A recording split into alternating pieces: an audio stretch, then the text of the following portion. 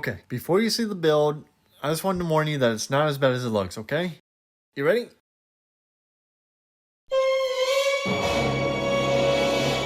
Ew! What the fuck? Wait. I know what you're thinking. Just hear me out, alright? This may look ugly, but look past how it looks, okay? This is the ugly duckling build. A diamond in the rough. This build is good for anything that's with the fire team. It is not a damage build, though. I want to repeat this for all the Titan mains out there. It is not for damage. It's for support, alright?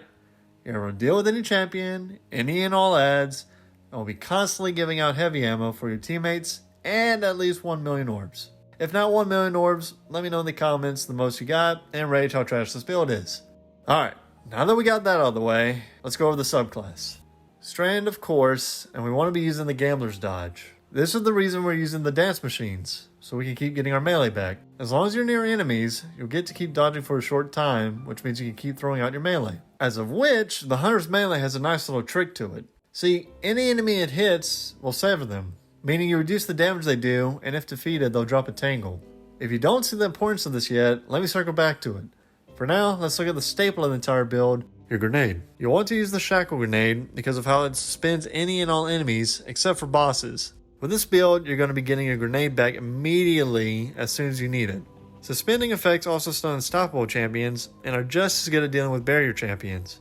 As long as the barrier champ is suspended, it will not activate its barrier, which means free finish. I'll come back to how we keep getting it back when we go over mods, but for now, let's look at the aspects of Fragments.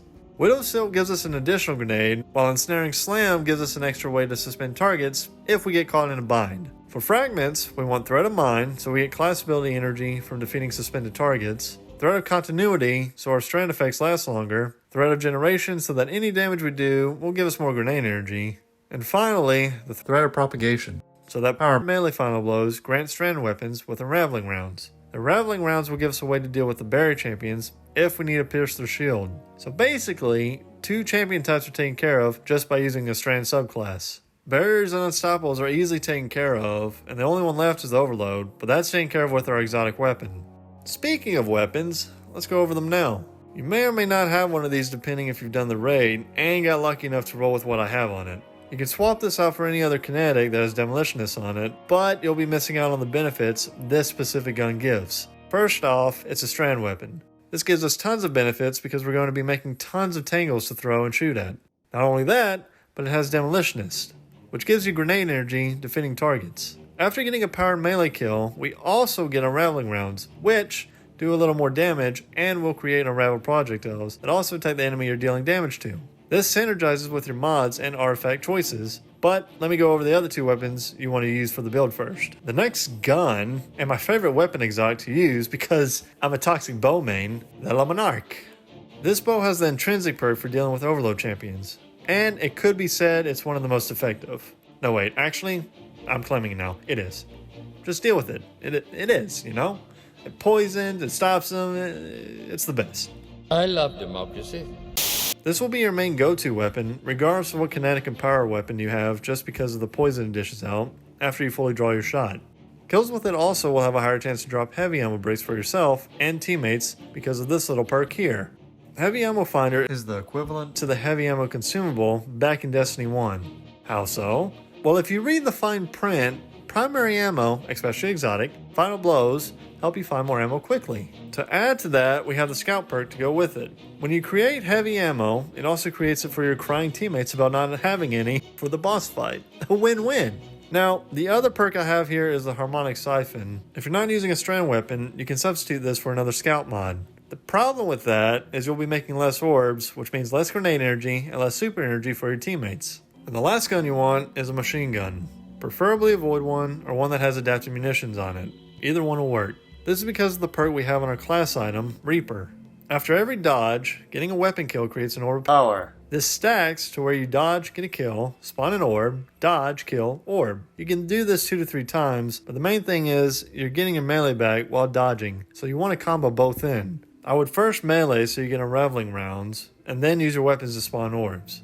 So now let's go over the artifact mods. These make the build work, so you might only be able to use it during this season. You can choose any in the first column, but if you're going to be using the auto and the Monarch, don't pick up the bow and sub auto mods. This is because your weapon cannot stun 2 types of champions, and the artifact mod is prioritized over your ability buffs, which means you won't be able to stun barriers with your unraveling rounds if you have the sub auto mod from your artifact. In the second column, you want to have authorized grenade mod. The other doesn't really matter much. I just went with the multi-siphon because the ones we care about are in the third column. Shadow orbs spawn an orb of power after breaking an enemy's shield with its matching damage type, but only for the first time. Given in how many adds there are with shields in higher level activities, this one is going to be great if they have Void or Strand shields.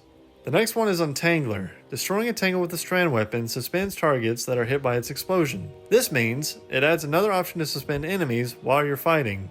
For the last mod in column 3, and one of the best mods here, is Volatile Flow. Picking up an orb grants your void weapons volatile rounds.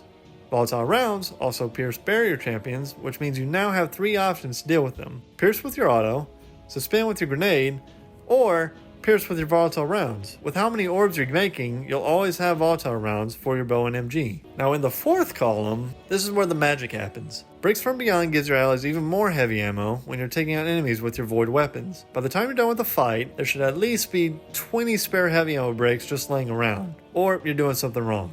The next mod you want is Allied Unraveling.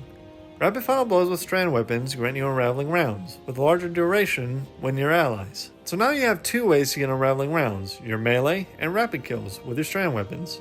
The final mod in column 4 is Counterweave.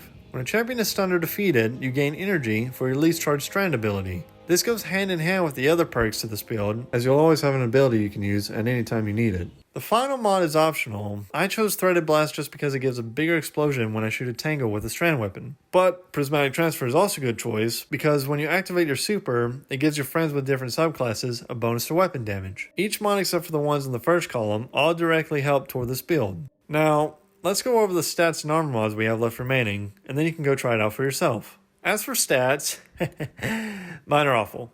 You do want to have 100 discipline though, but ideally you also want 100 mobility. I need better armor, but even at 60 mobility, I'm getting my dodge back pretty quick thanks to other things I have working for me. Make sure your resilience though is at least 60. That way you're not squishy and die to 1 thrall swipe. Now for the mods. For your cloak, you want Reaper and at least 1 bomber mod. You can switch out the other for distribution or something like Proximity Ward, which gives you an overshield when you finish an enemy. Personally, I recommend that over distribution just because you can take out a champion without worrying too much about dying. For your dance machines, you want at least 1 innervation, if not 2. It reduces your grenade cooldown when you pick up an orb of power. No matter what, you definitely want to have stacks on stacks because that's just facts. Thank you, Frostbolt. You can substitute the general mod for a stat you want to improve on, and if you only want 1 innervation, I recommend using either Recuperation or the mod Better Already. In fact, I think I'm going to switch it out now. That way I'm just healing myself and I'm not dying as much, and people aren't complaining about me dying. For your chest piece, you want to use whatever in the general spot and set up your mods to resist whatever damage type you know you'll be facing. Your arms should have at least 1 heavy-handed so that when you get a melee kill, you drop an orb of power and at least 1 grenade kickstart. I like to have 2 heavy-handed personally so that the orb I get gives me more super energy, but that's just me. And for your headpiece, like I said before, you want heavy ammo finder and scout. I chose Harmonic Siphon because I don't have enough energy to choose Void.